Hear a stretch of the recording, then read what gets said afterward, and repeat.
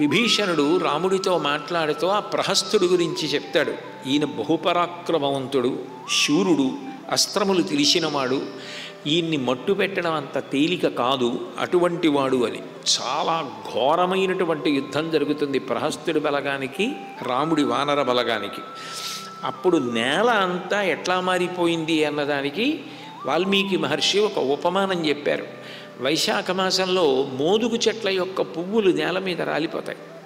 రాలిపోతే భూమి అంతా కూడా ఎర్రగా కనపడుతుంది. మీరు ఎప్పుడైనా మోదుగు చెట్లు ఉన్న ప్రాంతాన్ని చూశారో లేదో, ఎర్రటి పూలుండి ఆ పువ్వులు నేల మీద పడతాయి. ఒకటి పాటలీ వృక్షములని, నిజానికి అవి ఇటువైపు ప్రాంతంలో దక్షిణ దేశంలో పాటలీ వృక్షాలు ఎక్కడా ఉండవు. పాటలీ కుసుమ ప్రియా అని అమ్మవారికి పేరు.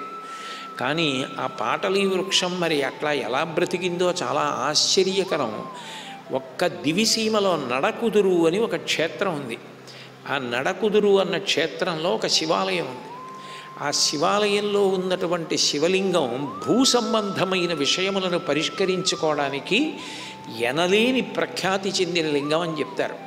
దాని వెనక గొప్ప గొప్ప కాయగూరల తోటలు ఉంటాయి. ఆ వెనక నీటి పడియలు ఉంటాయి. దానికి పెద్ద ఎత్తైన గట్లు ఉంటాయి పక్కన. ఆ గట్ల మీద పాటలీ వృక్షాలు ఉన్నాయి, పెద్ద పెద్ద పాటలీ వృక్షాలు. వాటి పువ్వులు రాలుతుంటాయి. నేను అప్పుడప్పుడు ఈ పాటలీ పుష్పాలు చూడాలనిపించిన, అంత ప్రశాంతమైనటువంటి క్షేత్రాలకు వెళ్ళి దర్శనాలు చేసుకోవాలనిపించిన నిశ్శబ్దంగా ఎవరికీ చెప్పకుండా దివిసీమ వెడుతుంటా. దివిసీమ వెడితే ఈ నడకుదురు, ఘంటసాల, అట్లాగే కాసుల పురుషోత్తమ కవి విశ్వనాథ సత్యనారాయణ గారిని ఒకప్పుడు ఎవరో అడిగారు, పోతన గారు భాగవతాన్ని ఆంధ్రీకరించి ఉండకపోతే ఎవరు ఆంధ్రీకరించేవారు అని.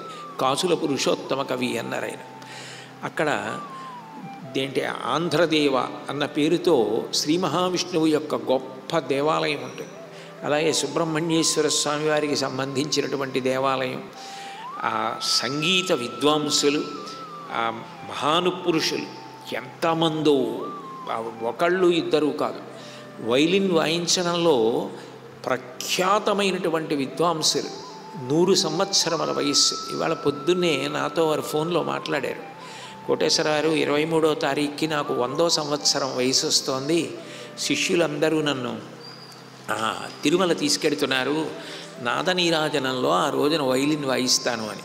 ఆయన ఇప్పటికీ వాళ్ళ గురువుగారు పారుపల్లి రామకృష్ణయ్య పంతులు గారి పేరు చెప్తే కళ్ళమ్మట నీళ్లు పెట్టుకోకుండా ఆయన మాట్లాడలేరు.